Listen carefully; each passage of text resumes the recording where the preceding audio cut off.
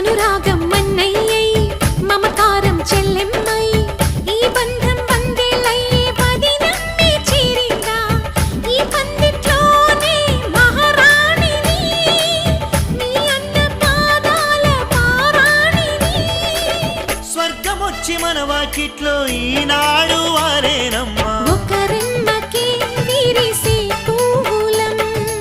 ఒక పెదవిపై మురిసే నవ్వులం అనురాగం చేసే పెళ్లికి శుభలగ్నము